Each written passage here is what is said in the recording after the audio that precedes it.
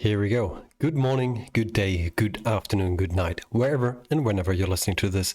Welcome to the Bitaxe Townhall. I'm One Clue, your host. I'm happy to be here, and today we're writing the Townhall number 46.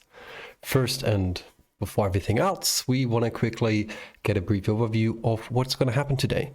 Today is another session of news, things we want to talk about, upcoming changes, new features for your Bitaxe, as well as giving you guys the option to jump in here, asking questions, and getting anything out there that you want. So if you do have any questions or anything else, feel free to ask them. If you want to raise your hand, be sure that these town halls are usually recorded and uploaded later on to all these podcast platforms. So if you come up on stage, your voice will be recorded. If you don't want to do that, you can happily write something in the town hall chat. It is also available over there. With that, we got Scott here on the stage. Hey Scott, how are you doing? I'm doing pretty good, thanks. How's it going? I'm doing fantastic. Just was preparing a little bit for the town hall here, and just upcoming features and general thoughts of myself that I want to share today. And maybe even share what has happened last weekend in Germany on the Bitcoin forum, but the biggest Bitcoin event over in Germany. Looked pretty rad. It was kind of interesting, to be honest, because for those of you who don't know, I'm based in Germany, and in Germany we do have an event which is happening once a year, which is called the Bitcoin Forum. This is hosted actually by a bank. We do have a bank, the Volksbank, and in particular the Volksbank, Raiffeisenbank, Bayern Mitte. Oh my goodness, what a long name. But it's just a regional name, so whatever. They were hosting this event. They did this last year and the year before that as well. And this year I was invited and I held a speech on the main stage. And apart from that, I was also giving a workshop about how to solder your own Bitaxe, despite the fact that we did not solder at all. But that's more to the people, because I always give them the choice. Do you want to solder, yes or no? And unfortunately, this time everybody said no. They just wanted to come in there and learn everything that they need to know about the Bitaxe. So we went over technical topics, how mining works, the general stuff, I'd say. But it was super fantastic, and a lot of things were happening over there. This year, this was held in a ice hockey arena, if I'm not mistaken. So there was room for like 3,000 to 3,500 people. And if I'm not mistaken, over a course of 3 days, there were actually 3,000 people attending to this event. So it was really booked and people were interested. There were lots of great speakers talking about general stuff and how to get started with Bitcoin, what Bitcoin actually is. And I think this is a really interesting topic, because the fact that a actual bank was hosting this event gave the opportunity for those people who never thought about Bitcoin. Well, now my bank is hosting a Bitcoin event.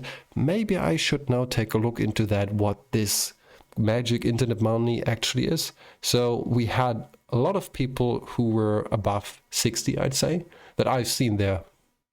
But apart from that, it was super fantastic. Yeah, everything that you expect from a Bitcoin event, like having artists over there, musicians, some popcorn stands where you can purchase some popcorn with sats, as well as beer, obviously, and lots of resellers, lots of hardware manufacturers when it comes to Bitcoin wallets, and here and there some workshops about nice topics, cashew, lightning in general, and so much more. It was interesting, but really the most interesting part, I think, was that people got interested because now their own bank is hosting such an event. And I think that's sort of needed, even though we do all of that with Bitcoin because we believe there's the necessity of changing how we work with money. Having some of these banks, and if you think about it, not that many banks would actually host such a Bitcoin event, but having some of them out there that are going out there and telling their customers, well, guys, here you go. We're going to host a Bitcoin event and we want to teach you about Bitcoin, what it is and why we do believe it's such a nice thing.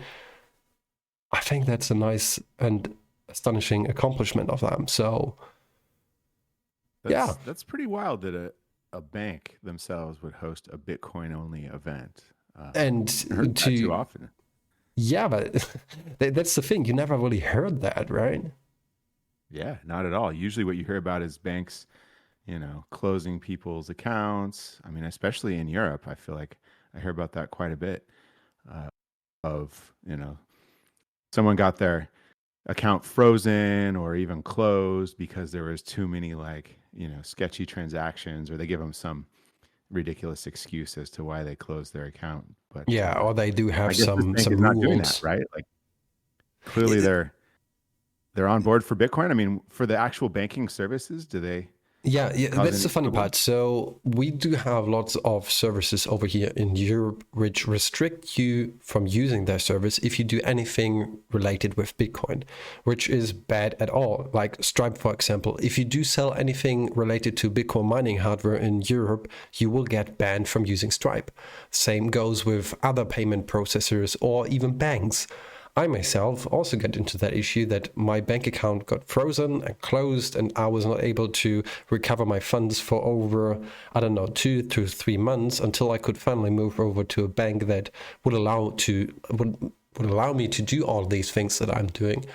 And that was kind of ridiculous. But the bank that is doing that over there and giving this Bitcoin Forum event, they are one of the few banks who are actually okay with you doing anything related with Bitcoin. So I think that is more or less a milestone that we do have such a bank, especially in Germany, which is a country which is well known to all its restrictions, laws, and whatever.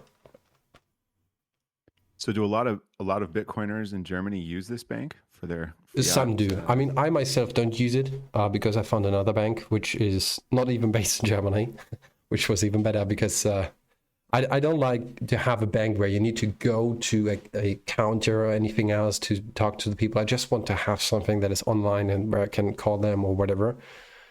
And this bank in particular is, I'd say, old school. So you can go to the counter. You can only deposit your money if you go to their counter in their specific city. So even though there are other Volksbanks around in Germany, you cannot deposit any money anywhere else, only in this particular bank. It's frustrating.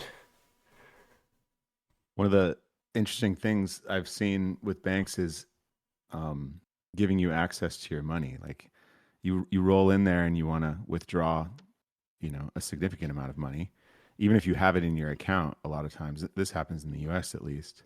I mean, I don't You're know almost what treated like a the, criminal. It's like I want to yeah, withdraw some cash to buy a car, a significant purchase, and they're like, don't want to give it to you, right? It's like I that's the think they're weird thing. In at least for me, I can say it here in Germany, if you want to deposit, if withdraw anything above 10,000 euros, you need to fill out why you want to withdraw that kind of amount of money. So if you withdraw 9,999 euros, that's fine. But as soon as you go above 10K, they want to know what you want to do with your money. And it's like, and unless you do fill out these things, they won't give it to you. I don't know how it is in other restrictions across the globe because I only live in Germany. I cannot tell you how it is in other countries. I mean, Scott, you can give a glimpse of how it is in your particular jurisdiction in the it's similar US. in the U.S. where I've been.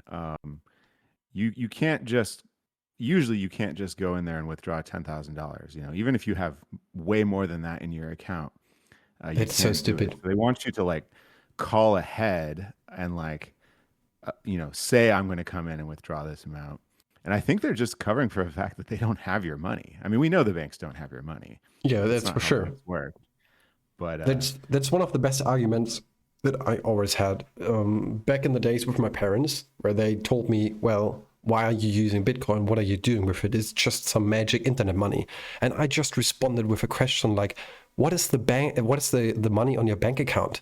Show it to me. Show me that you do have this money and it's not just a magic number on the internet. Please do it." But they can't, and then these arguments fall apart. So it's it's kind of wild. I mean, with Bitcoin, I can show you the proof. I can go out there. I can withdraw as much money as I want because it is my money that I do own, and I I'm the only person who can control it. Yeah, Yeah, that's a big wake up call, I think, for a lot of people in the traditional banking finance system, right? Is that it's not your money in the bank. I mean, it was your money maybe, but it's their money. And so if they don't want to give it to you, they don't have to, and they clearly won't. I mean, if you have any significant amount of cash in your bank account, you can find out real quick whose money it is by going in there and trying to withdraw it all. They basically won't let you. yeah. And then, Badger is writing in the chat: ID cards, biometric passport control, CBDCs, etc., etc. Orwell 1984, all coming true. Well, to be honest, yeah, it it feels absolutely like is. that. Yeah, for sure. And not just sort of cash withdrawals too, right? A couple years ago in the U.S., we had Silicon Valley Bank that they essentially had a bank run, Yeah, and you couldn't do an electronic withdrawal either. Some people did and pulled it's out so their money, crazy. but they quickly, realized what was going on and locked it down. And this is people with, companies with millions of dollars in this bank account because they catered to startups and stuff in Silicon Valley. And they found out real quick whose money it was. That was a near disaster. I mean, it probably was an actual disaster. I think they sorted it out. Someone bailed them out, but But yeah, that's the there point. was Someone bailed them out. Like, what the heck? right. It's like, well, it's because they don't have the money, right? Banks in the U.S. have a 0% reserve requirement, meaning, they have. If you add up all the balances of all the accounts that they have, they need to have 0% of that actually liquid, like in their control. It's ridiculous. 0%, none of it.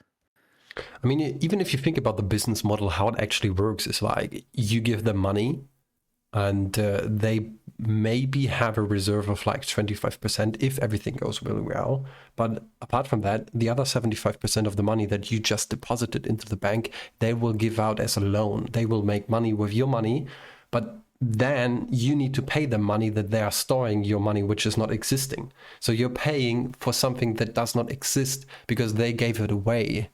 Like, what the frick? Yeah. It's McPie Pie says you can electronically with transfer all funds from a U.S. bank whenever you want. I would say that not whenever you want. I had several friends and colleagues who were at startups with $1 million balances with Silicon Valley Bank, and they could not withdraw it. They definitely could not. Uh, you know, Maybe on a normal day they'll give you that impression that you can withdraw it whenever you want, but first of all, an electronic transfer takes several days, which is especially if it's over the ridiculous. weekend. And if there's a bank run like there was with Silicon Valley Bank, they'll turn that off real quickly. I mean, think about it. I think this gives you another perspective of how you think about money and what actually belongs to you, what is in your possession and what's not.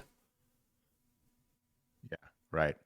Yeah, I mean it's just like Bitcoin, right? If it's not your keys, uh, it's not your coins, and that electronic, your electronic balance in a bank, it is theirs. They control it. Obviously, they want to give the impression that you have control over it. You can do what you want, but I think at the end of the day, when it really matters, you don't. Just like your Bitcoin on Coinbase or on what's that sketchy one? Anyways, any of these uh, exchanges, right? Like they want to give the impression that you can get it, so that you just leave it there and don't worry about it. But I mean, you find out real quickly who it I'm is. wondering, like, currently in the chat, some people are writing about how long it takes for an electronic transfer to take place. I do have this option with my bank that I'm using to instantly transfer funds, but I'm wondering if there is some sort of a hard cap, how much I could actually transfer. I mean, I don't know. I don't have millions in my bank account, so I can't test that. Sorry, guys. But maybe they Yeah, do go read have. the fine print for your bank. There'll be Probably, those yeah. instant transfers definitely have a limit. They'll have a limit per transfer, per day, per week. And then you can do larger transfers, but those are usually bank wires, and those will take longer. And I mean, bank wires are like as sketchy as it gets. I mean, But that's one of the most ridiculous things that I'm always thinking about. Like, why the freaking heck does it take 2 to 3 business days for a bank to transfer money which does not exist from account A to account B? If I do think about it, sure, those are millions of database entries. I do get it. But in the end, there should be some sort of a standard where they can interact with each other, or what else? And there are some standards, at least in Europe. So, and I assume in the US as well. So it's freaking weird that it takes that long, that their system is so slow. I mean, I do know most of the banks in Europe over here, they do use a programming language Cobalt. Um, yeah, same that here. that itself does have some limitations, but I in mean, the end, they don't have any incentive to fix this, no. right? Why should Right, they? because it is to their benefit to take as long as possible, Of right? course, For because they do have two to security, three for, you days. know, They just have 2 to 3 days to play with the money that they don't even own.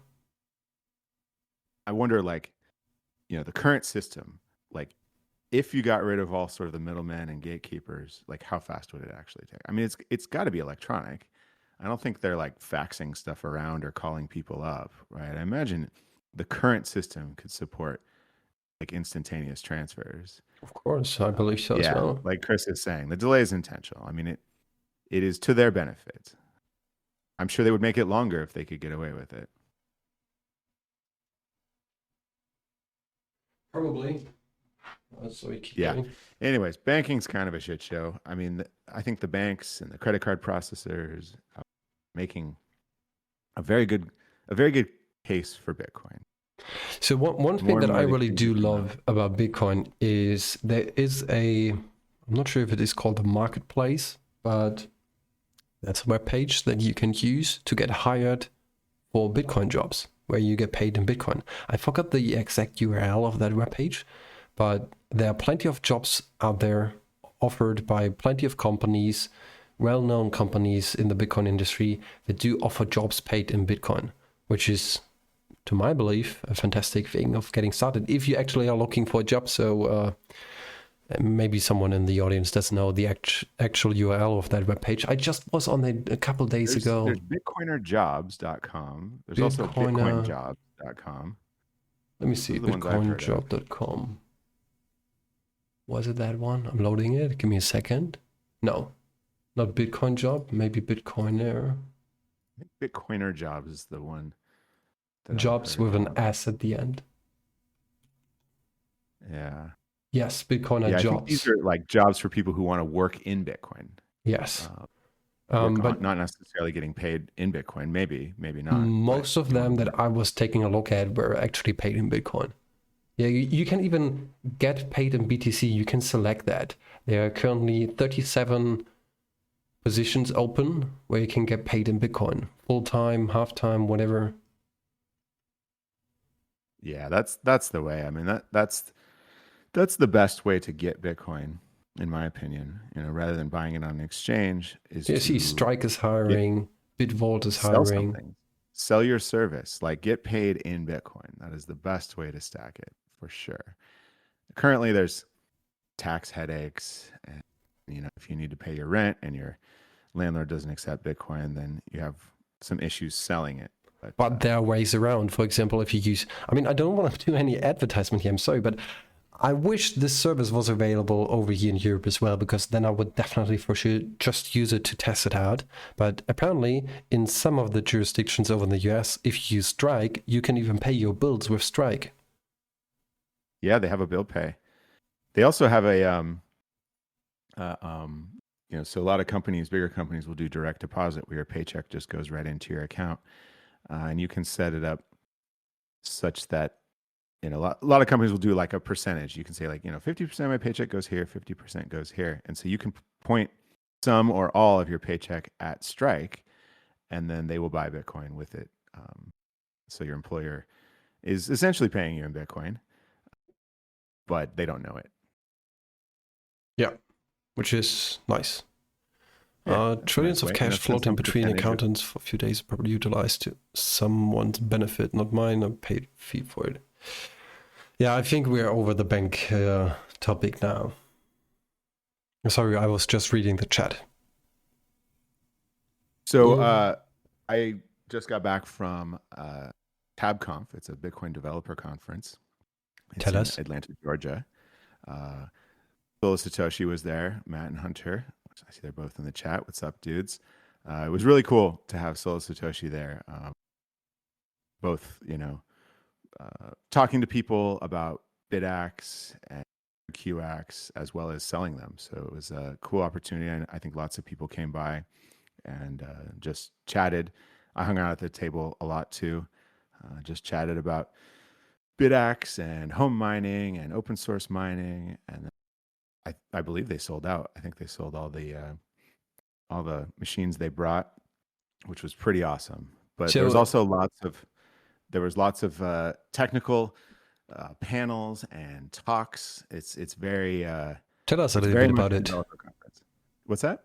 Tell us a little bit about these technical conversations or talks that you had there. Did you attend to any of these technical topics? Yeah. I went to a few of them.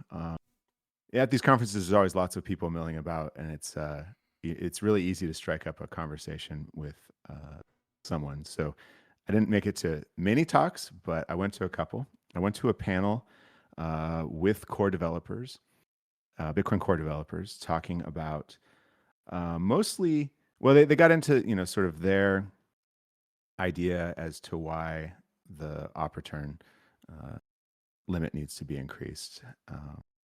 And I actually talked with Merch. He's a Bitcoin core developer and a guy I've known for a while. He's a really good guy about this. And it was just nice to talk to him about it. And, his angle was that they want to essentially incentivize spammers to use op return instead of using some of the other methods, which are way over my head, but those methods that create essentially unspendable UTXOs. Now, some of the spammers actually pride themselves on using UTXOs. The difference being that a lot of the op return stuff can actually be pruned, so it doesn't have to live in the blockchain forever. But UTXOs do have to remain in the UTXO set forever, and so it's kind of a bummer to have the UTXO set get bloated with this nonsense. But some spammers pride themselves on doing that because they're just dumbasses. But their thinking is that we can't stop this spam, right? The data that is put in there that represents this spam is indistinguishable from legitimate transactions. So there's no way to tell if it's a legitimate transaction, if it's a hash of a JPEG or a hash of a transaction or a script. So it's going to happen anyways. So, they kind of want to incentivize doing it on in op return for the potential to make it prunable. That was interesting. But the cool thing about this panel, which Merch was also on, and some of the other core developers, they were talking about the community. They do a lot of for GitHub for Bitcoin Core itself. They do a lot of the discussion on GitHub itself. And, they get a lot of people and they're really trying to just have technical conversations. Yes, right. Matt is right. Everyone was so much more chill in person than on X. Yeah, much more chill. This always happens. In person, people are way more respectful because you can have a conversation as opposed to just short tweets. A bunch of randos who aren't really a part of the conversation. Well, the probability of getting punched in the face if you say something wrong is a little bit higher than being on X. Yeah, true. And I don't think that there was anything even close to being punched in the face. In the end, this whole debate is a lot of confusion, in my opinion.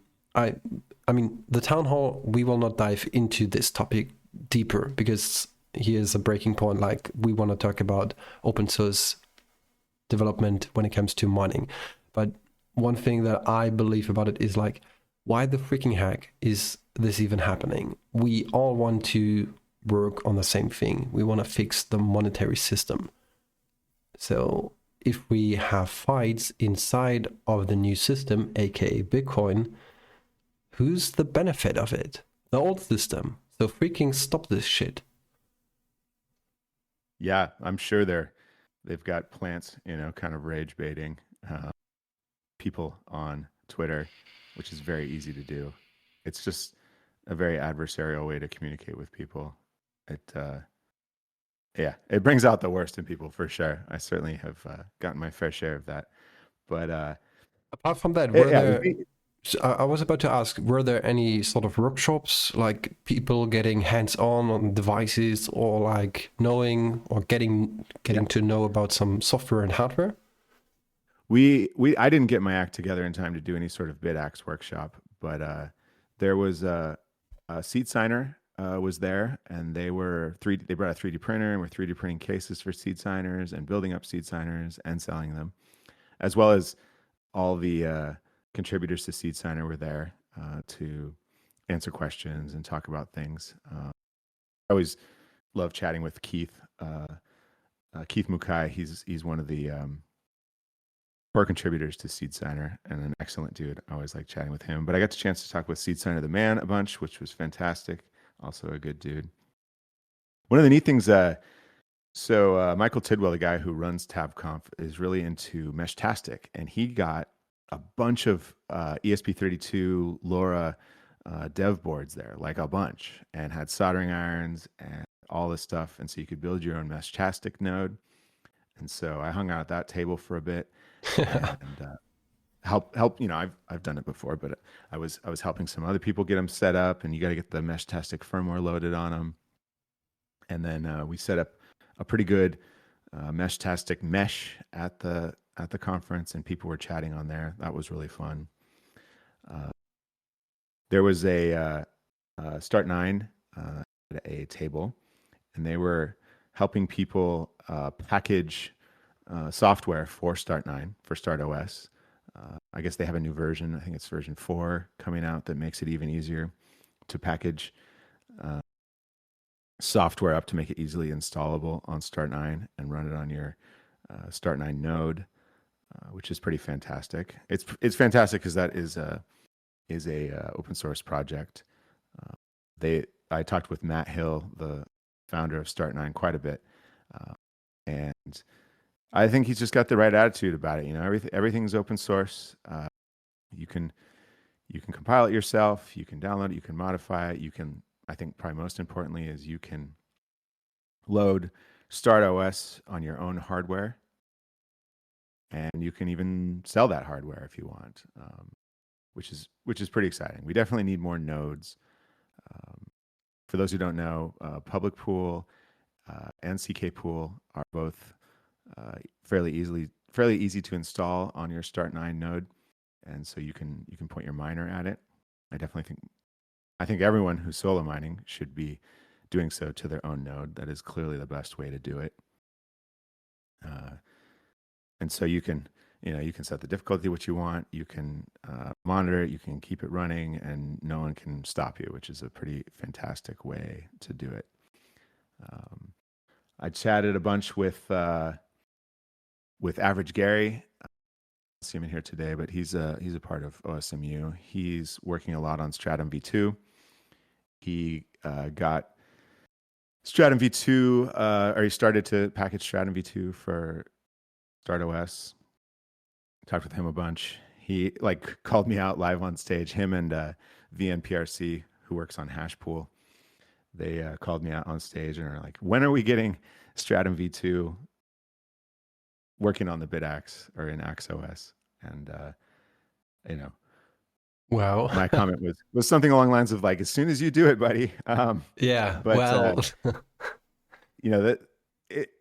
I'm not entirely clear what the point of Stratum v2 is on something small like the Bitaxe. I mean, there's not really a benefit to it. I There's mean, not really. If you just enable TLS on the Stratum V1 that we currently do have, yeah, we're basically done. That would be the benefit of Stratum V2. Period. Yeah. But there's no other benefit for the Bitaxe. Running Stratum v2 on your node and constructing your own block templates, that's great. You should definitely do that. But Stratum v2 always has a Stratum v1 proxy. So your Bitaxe or whatever home miner you're running. And Nathan is writing in the chat there is a benefit. I will be happy to know which, but the ESP itself is not capable of actually producing their own block templates.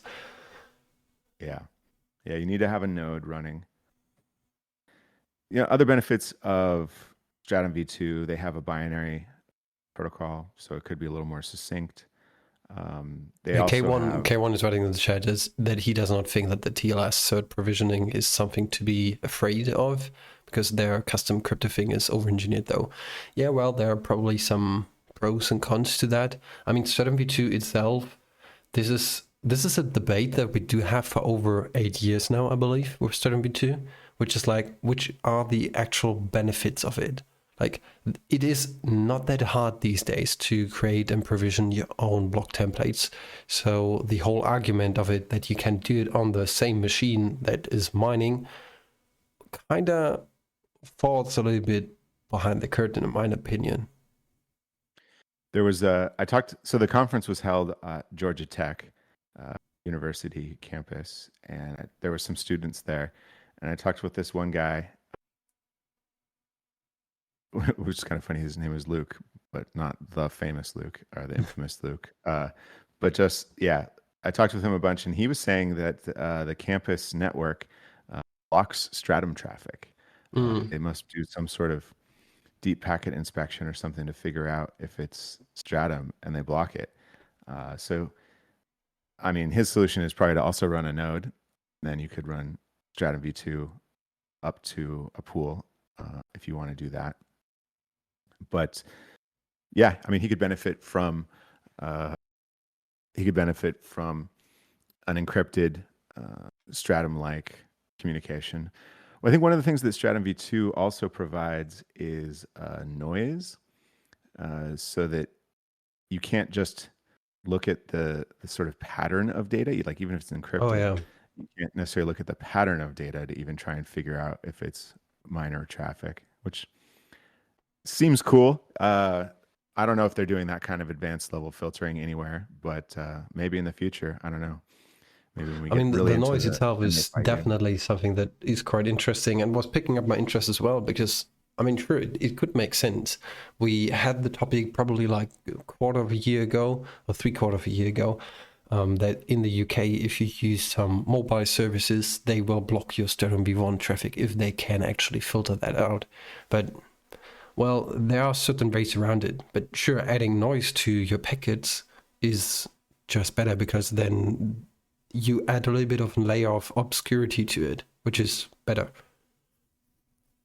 I saw, this is not exactly related, but I saw an interesting thing. I think it was Mulvad VPN or one of the legit VPN providers.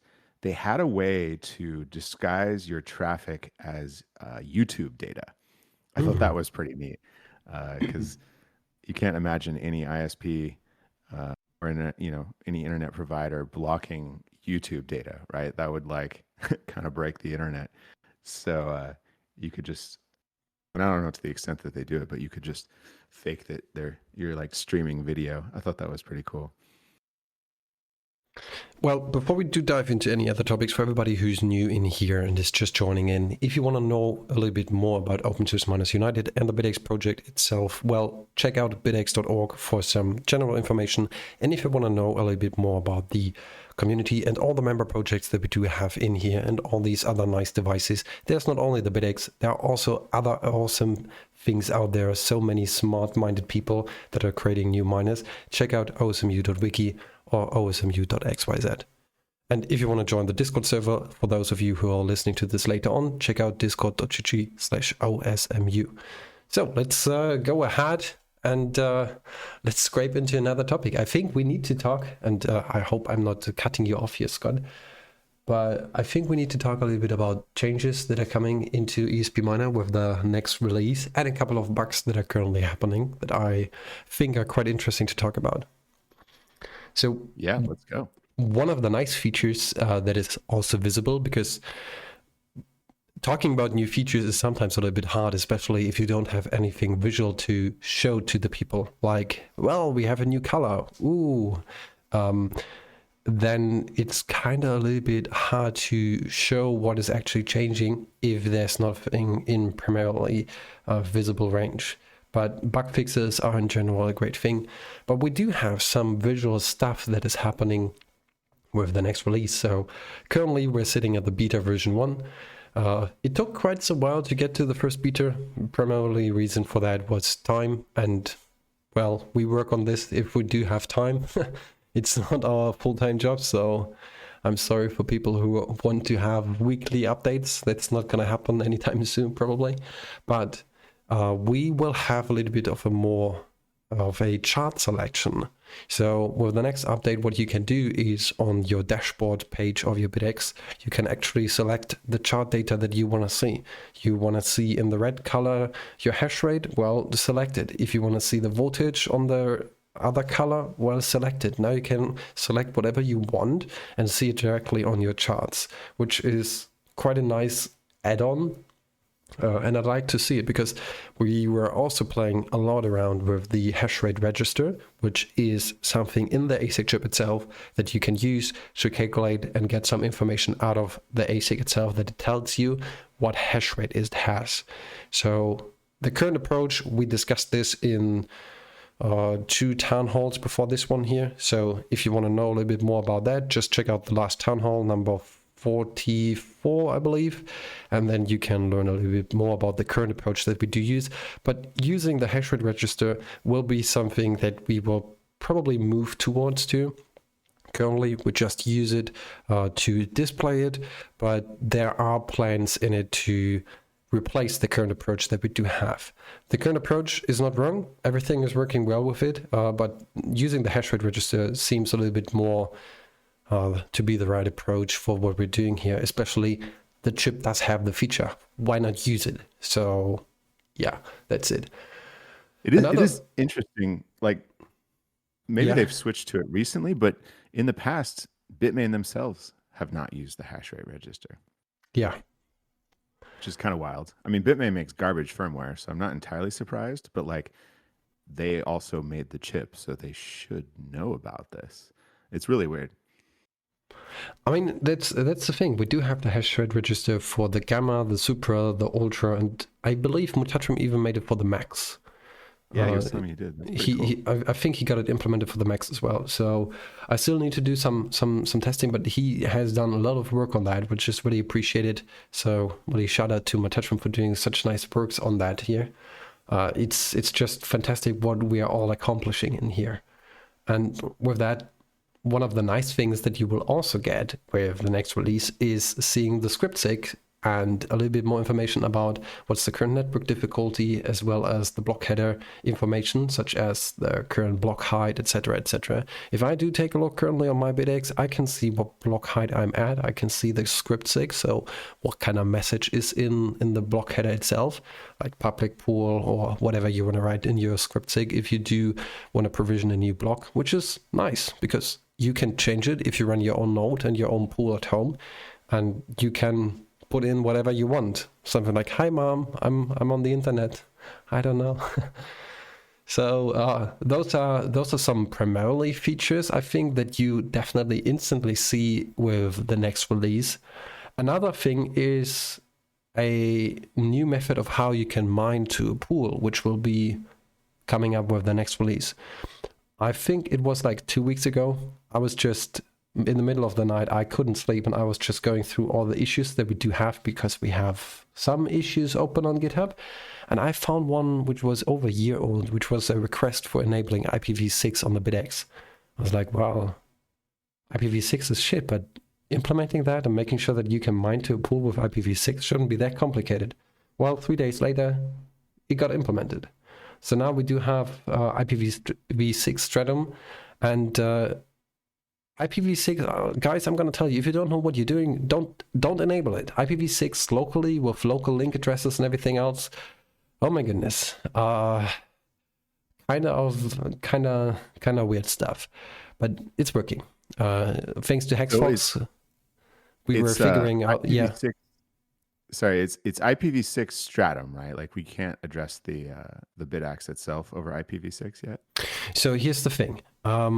you can mine to any IPv6 pool, even if it is a local link address in your own network or if it is a public IPv6 address. So that's the Stratum connection. And the Bitaxe itself, it also will receive a IPv6 address, obviously, because you need that for the routing and everything else.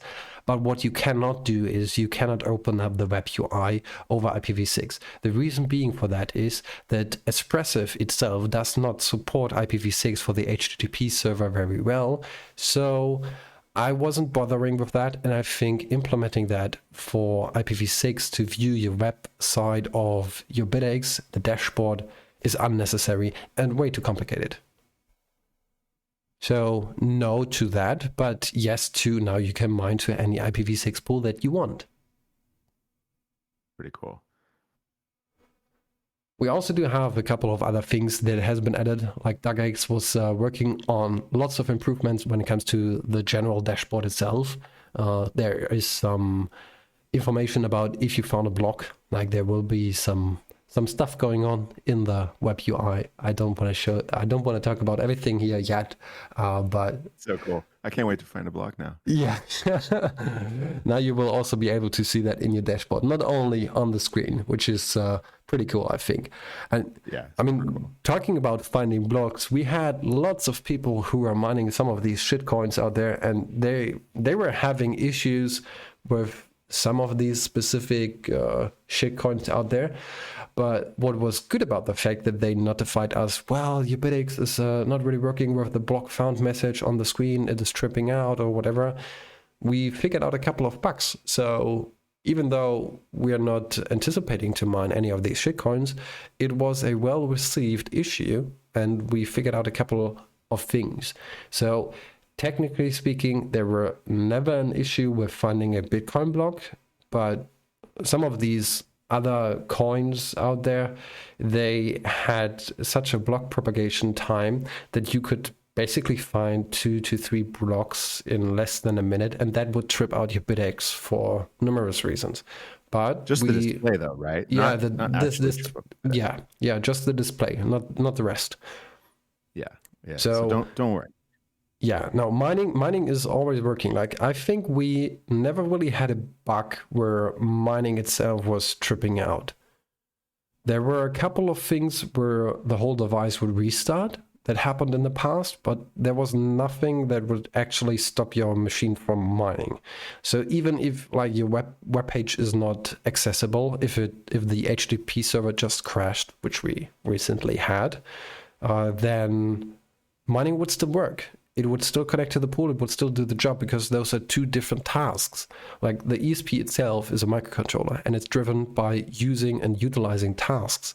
There is nothing like, well, if X crashes, then Y crashes simultaneously as well, because they're on the same task. Most of the things are separated in their own tasks, such as the HTTP server, and currently, we're working on receiving or retrieving the bug about losing the socket connection to your HTTP server. But apart from that, there are lots of improvements. One of the nicest things, probably most of the people will like, is a new feature on Swarm, a visual feature that you now can enable a grid view. So no longer like a long table, but now you have like a grid of all of your devices, which got implemented by Bitaxe, and it's really awesome to see. And a smaller facelift overall to the Swarm page was also arranged, which is really handsome to see. Apart from that, there are lots of code cleanups, and I always love to say that I love code cleanups. Like, having them in there, having lots of people working on that is the best thing ever. And we also have a new contributor, which I want to now shout out, which is Kakulukia. I'm sorry if I do butcher that name, but anyway, it's nice to have new people always jumping into this project. So there are lots of nice new things happening and coming up with the next release. Obviously, I haven't talked about all of them. There are a couple more things that will change and that are still in the pipeline for implementing. But so far, guys, it's really looking good, and that the time frame of when we do release a new firmware is getting bigger and bigger just shows us how well everything is in the current state.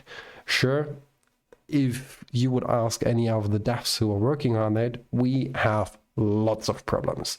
But for the fact currently we're slowing down the pace and it's just working well. There are no major issues that are known to us. At least that's what I can tell. If you think otherwise, please tell us.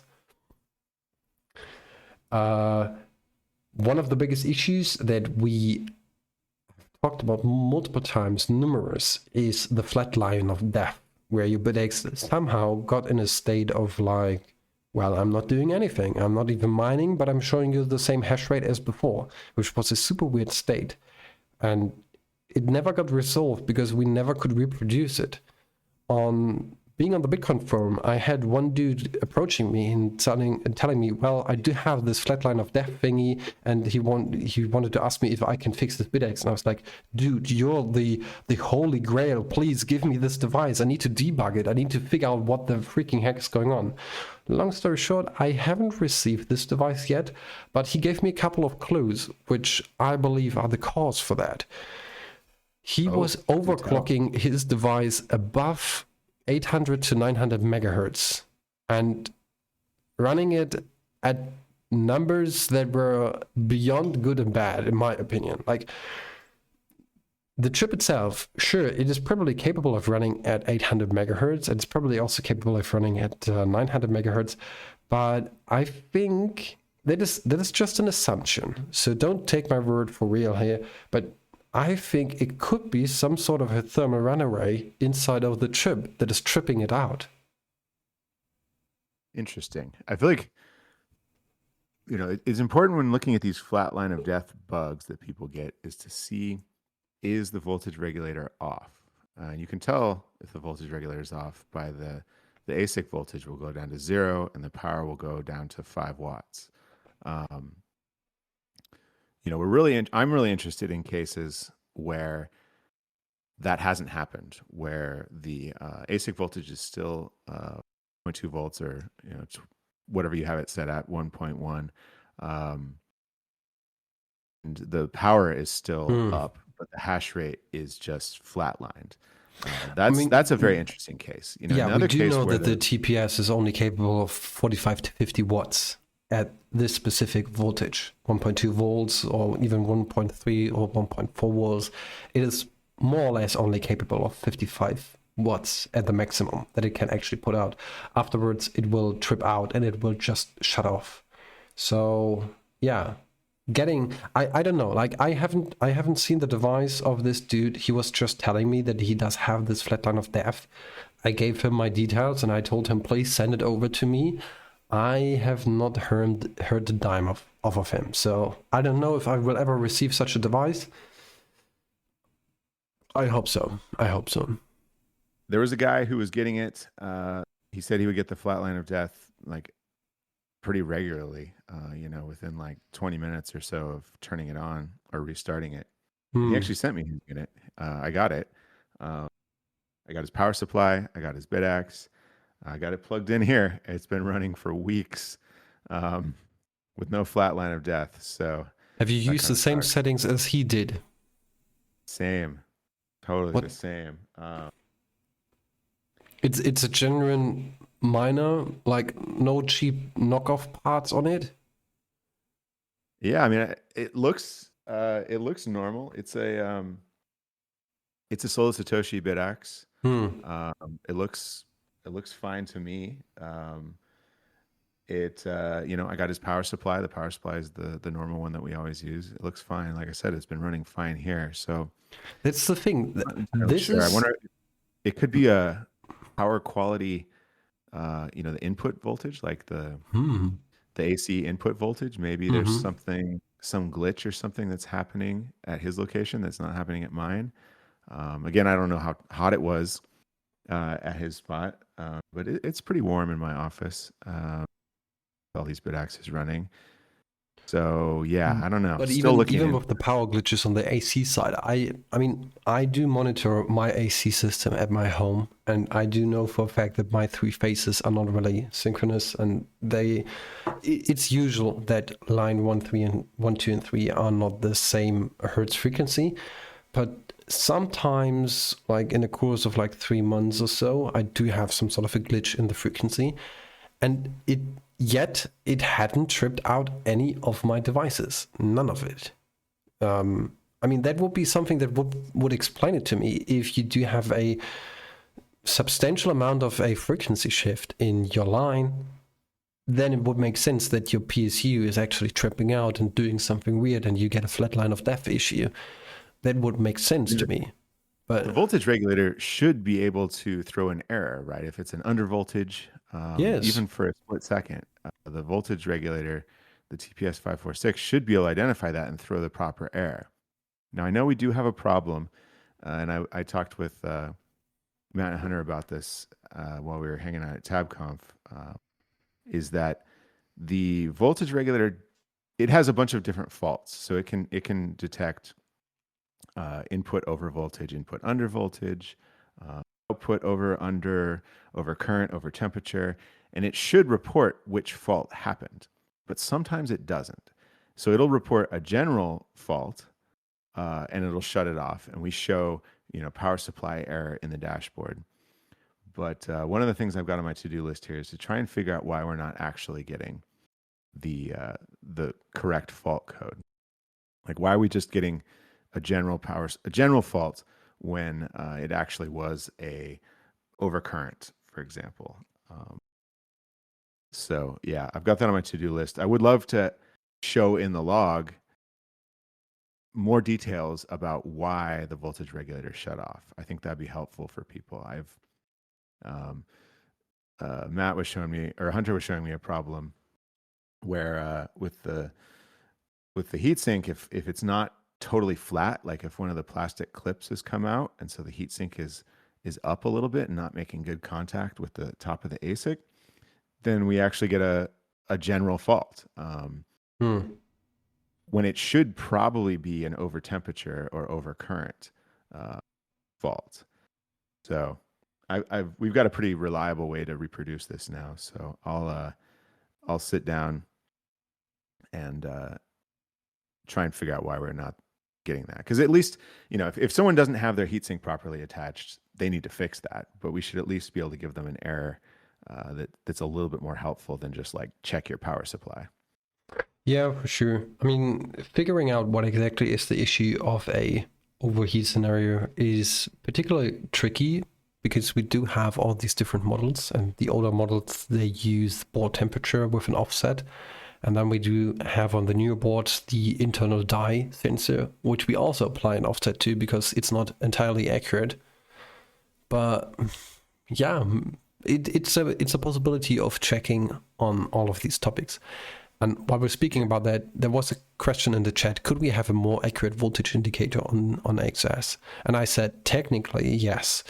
If we take a look on the older models, like the Bitaxe Max and the Bitaxe Ultra, I think on some of the early super boards we did the same. We had a component on it which was called the INA 260, which allows you to monitor the incoming voltage and amperage on your device. For example, you plug in your 5-volt power supply, and then you can read out the voltage and the amperage, and therefore calculate how much wattage you're actually using on your device, which was a neat thing. But we quickly figured out that most people use different power supplies. Different power supplies have different ratings, and therefore the inefficiency of power supplies were sometimes tremendously on other numbers than what we had on these devices that we tested, that it was not really useful to have the INA 260 on the board. Also, I think there was a time where the INA 260 was short on stock. So Ben and you, Scott, if I'm not mistaken, talked about it and figured, well, we can just use the TPS and add an offset to it. And sure, it's a little bit more inaccurate to what we currently do have, what we previously did had, but it's still somewhat close of 5 to 7 watts of what you draw from the power plug wall. Well, so all right, hold up. The INA 260 measured the input voltage as well as current, but that functionality is replaced by the voltage regulator now, which has the capability to measure the input voltage.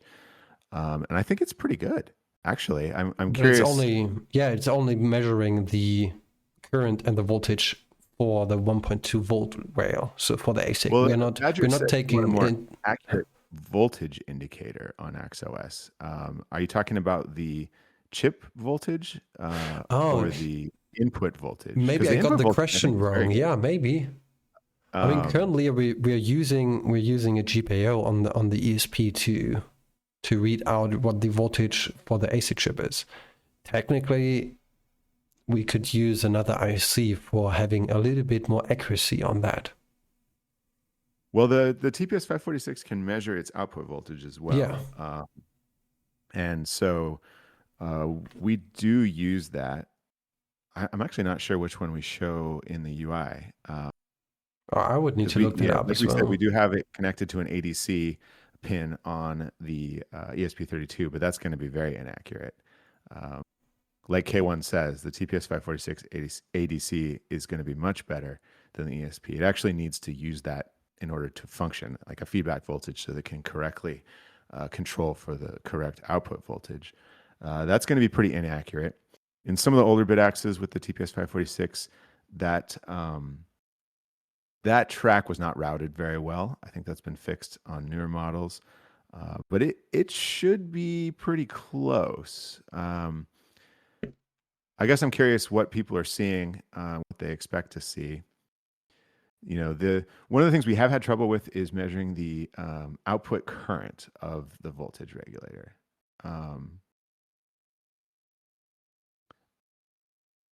The output current is the output current is, we have to have an offset for some reason. But the TPS 546 only measures its output current, so that won't tell you, what the ESP32 is using, what the fan is using. So we tend to add a static offset for those. But I have noticed there's some error, even with the TPS 546 output current. A couple people looked into it a while back. I think it's still a little bit of an unknown as to why there's an error there. K1 says it's temp dependent. That is interesting. I think we could probably characterize this a little bit better. That would be a really nice thing to do. I'm sorry, guys. I got to run. I need to go pick someone up at the airport. But yeah, this is good stuff. Sorry, I got to bounce out right now. But really good to see all y'all. Thanks everyone for coming. I'm sure Juan Clue, you can keep the party going. Yeah, sure. I was just looking it up. We're actually using the TPS for the voltage. All right. Let me see. I was just looking through the code. Mystic Fan. It's temp dependent because they use sense feds. Yeah. The first repo was a slap together. I think it was decent though, just way underdeveloped. Nathan, I'm not really sure what you're talking about.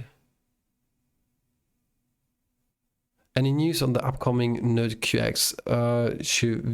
I'm sorry, no, I cannot give you any news about that. It's something that has been developed by IXTag with a couple other people out of the OSMU community, and they will release it whenever they feel so. I already created them a channel for it because I think it's a really cool new thing. So I think they said something for 2 weeks or so, or 3 weeks, I don't know. They could correct me if I'm wrong here. And K1 is also posting some accuracy when it comes to the voltage measurement accuracy. So what do we see? We see an accuracy of like plus minus 2%, which is, I think, okay. Output current measurement accuracy. Okay. Oh my goodness, that's really temp dependent. That's interesting. So on 2040 amps, there are differences in the accuracy from more than 1%. That's interesting. With voltage and frequency so important to efficiency, if we could automate it or make it easier for the user, that would help me running between my PSU and laptop. Yeah, that's the thing.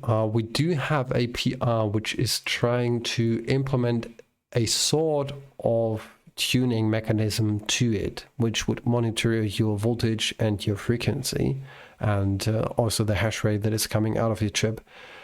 But that yeah, that needs a little bit of time. It needs a little bit of review, and it's not a fully fledged feature like you have with these big Bitmain machines. Some of these third-party software developers or companies, they do offer you something called auto tuner and stuff like that. Technically could be implemented, but currently we are fighting at other stages. We need to move things around, like Pmax, for example, with his NodeX firmware is using and utilizing a lot of the PSRAM. We also need to do that on the ESP for the Bitaxe, because now we are running short of internal memory. He's probably laughing and saying, well, I told you guys, I told you. I might give a glimpse into NerdQ++ dev on stage. Sure, come up on stage.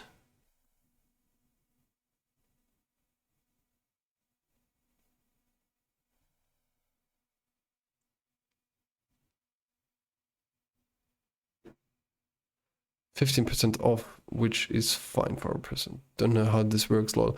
Let me invite you to speak, and now you can accept that.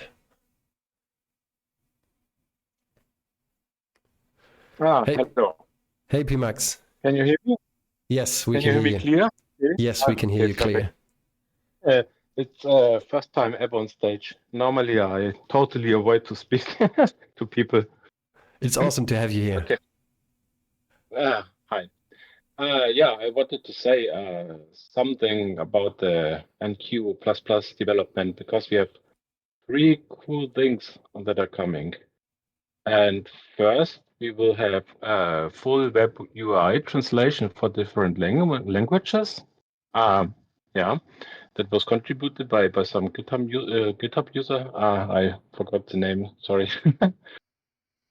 And we also will have a completely revised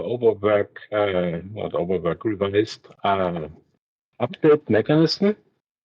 It won't upload the binaries anymore via the web UI, but it will tell the backend to start the update, and the backend will trigger a task that will download the binaries from GitHub and update it in the backend.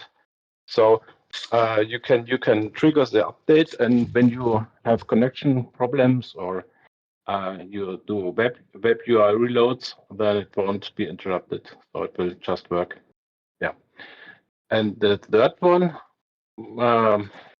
is probably the coolest. We will introduce OTP protection for the web UI. So you can display a QR code on the device and register it with Authy or Google Authenticator. And then whenever you change settings on the web UI, you will be asked for your six-digit codes. So you can protect your backend, so to say. And this has an advantage, because it's not some hard-coded password in the web UI or so that could be leaked or guessed. And the OTP tokens are based on real cryptography, so it's something good and something yeah. I simply do have a question about that. What about the API? Like if I do change or want to change anything with post over API? When you change something over API, you have to send the OTP token if it's enabled. You don't have to enable it. But yeah, it's so some protection for the backend, so nobody can mess with your settings. Yeah, that's nice. And it's actually working nicely. I'm still working on some remember for 24 hours feature. So you don't have to put your 6-digit codes every time you want to save something. That could be annoying, and people would just turn it off. Yeah, and that's the 3 major things that are coming soon. Yeah, working on it currently. Nice. That's really awesome that you share some thoughts about what's going on with the development on that end. Really love to see that. Yeah. I thought about enabling HTTPS server on the ESP32, and actually I tried it out, but it slowed everything a lot down and was very memory intense. Yeah. So I didn't do it.